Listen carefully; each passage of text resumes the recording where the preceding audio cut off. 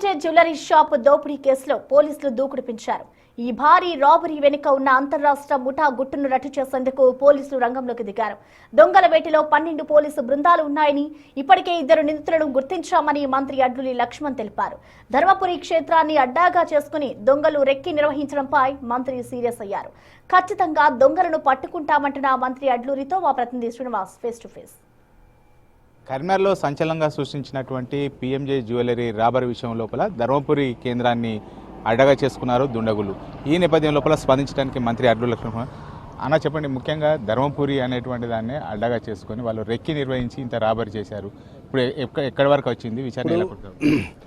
రాష్ట్ర పోలీస్ యంత్రాంగం అంతా కూడా సంఘటన ఆదివారం జరిగింది, ఈరోజు బుధవారం పూర్తిగా సంఘటన జరిగిన 5-6 నిమిషాల లోపల పోలీస్ అధికారులు కూడా ఆ సంఘటన స్థలానికి రావడం, ఆ సంఘటన జరిగినటువంటి పూర్తిగా ఆ ప్రాంతం అంతా కూడా తనిఖీ చేయడం, దానికి సంబంధించిన ఆధారాలు తీసుకోవడం, సుమారు 12 బృందాలుగా ఏర్పడి ఈ రాష్ట్రంలో ఉన్నటువంటి పోలీస్ యంత్రాంగం అంతా కూడా ఇతర రాష్ట్రాలకు వెళ్ళి అక్కడ ఉన్నటువంటి పోలీస్ అధికారుల సహకారంతో ఎవరైతే ఈ అంతర్జాతీయ దొంగలు ఒక ప్రొఫెషనల్గా ఉండి ఇక్కడ ధర్మపురి లక్ష్మణస్వామి దైవక్షేత్రాన్ని పిలిగ్రిమ్స్ ఏరియా వేలాది మంది భక్తులు రోజు ఎక్కడెక్కడికి వస్తారు.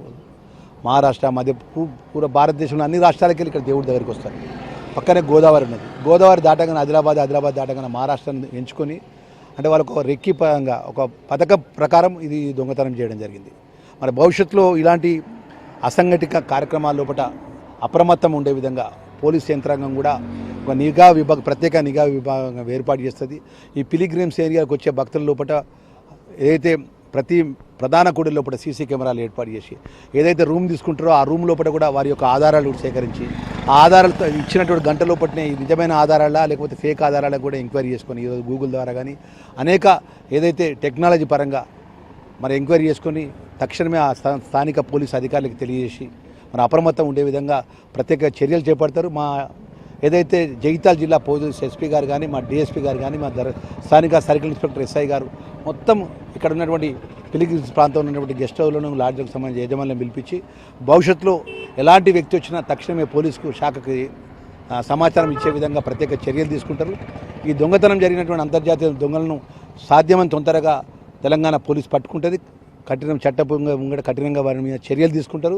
భవిష్యత్తులో ఇలాంటి అసంఘటిత చర్యలు కానీ ఇలాంటి అంతర్జాతీయ దొంగలు కానీ ఏ ప్రాంతం వచ్చినా కూడా పోలీసు నిఘా విభాగం ద్వారా అప్రమత్తంగా ఉండి వారి కొత్తగా వచ్చి అన్నోన్ పర్సన్గా లేదా వారికి ఆధారాలు కట్టుకు చూపెట్టకపోతే ఇమ్మీడియట్గా తక్షణమే వారు అదుపులోకి తీసుకునే విధంగా పోలీసు బృందం పనిచేస్తుందనే విషయం మీ ద్వారా తెలియజేసుకుంటున్నాం.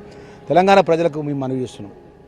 రాష్ట్ర మంత్రిగా అనుకోకుండా జరిగిన దుస్సంఘటన, ప్రజలు కూడా అప్రమత్తంగా ఉండాలి. ప్రజలు కూడా పోలీసు యంత్రాంగం మీద పూర్తి నమ్మకంతో ఉండాలని చెప్పి మనవి చేస్తున్నా. భవిష్యత్తులో కూడా ఈ రాష్ట్ర పోలీసు గొప్పగా పనిచేసి ఈ యొక్క విషయం లోపల పూర్తి దర్యాప్తు చేసి దోషులను కఠినంగా శిక్షిస్తారనే విషయాన్ని ప్రభుత్వం తరఫున నేను ప్రజలకు తెలియజేస్తాను. పోలీసు వ్యవస్థ పూర్తిగా నిర్వీర్యం అయిపోయిందని చెప్పి అపోజిషన్స్ ఇప్పుడు అధికారంలో ఉన్నట్టు ప్రభుత్వం నడిపే వాళ్ళం మేము, ప్రతిపక్షాలకు ఏం పని ఉంటుంది? ఇప్పుడు వాళ్ళు కూడా 9 సంవత్సరాలు రాజ్యం వెళ్ళింది కదా. వాళ్ళు 9 సంవత్సరాలు రాజ్యం వెళ్ళినప్పుడు వాళ్ళు చేసినటువంటి ప్రతి ఒక్క సంఘటనకు నిన్ననే మేము ప్రెస్ కాన్ఫరెన్స్ చెప్పినాం. ఇక మళ్ళీ తిరిగి చెప్పడం బాగుంటుంది. మరి ప్రతి సంఘటనకు అప్పుడు మాజీ ముఖ్యమంత్రి అప్పుడున్నటువంటి మంత్రులు ప్రభుత్వం కారణమా? ఏదేమైనా కూడా జరగని రాని సంఘటన జరిగింది, దానికి ప్రభుత్వం బాధ్యత తీసుకుంటుంది, దోషులను కఠినంగా శిక్షిస్తుంది. ఇక ప్రధాన ప్రతిపక్ష పార్టీలకు వేరే పని ఏమి లేదు. అధికార పార్టీ మీద ఏదో ఒకటి బుద్ధ జల్లాలి. ఏ విషయం జరిగినా కూడా ముఖ్యమంత్రి రేవంత్ రెడ్డి గారి సంబంధం, కాంగ్రెస్ పార్టీ సంబంధం, రాష్ట్ర ప్రభుత్వం సంబంధం అనే స్థాయికి దిగజారిపోయింది. అలాంటి వ్యక్తుల గురించి మాట్లాడితే ఎంత మాట్లాడడం తక్కువ చేస్తే అంత మంచిదని నా ఉద్దేశం. ఇది ఇప్పటికే పోలీసు వ్యవస్థ దీని మీద పటిష్టమైనటువంటి నిఘా ఏర్పాటు చేయడం జరిగింది. మొత్తంగా బృందాలుగా విడిపోయి నిందితుల యొక్క ఆచూ కోసం అయితే పకడ్బందీగా ఒక వెతుకుతున్నామని చెప్పి అయితే మంత్రి అడ్లూరి లక్ష్మణ్ కుమార్ చెప్తున్నటువంటి పరిస్థితి. కెమెరా పర్సన్ అంజితో శ్రీనివాస్, బిగ్ టీవీ.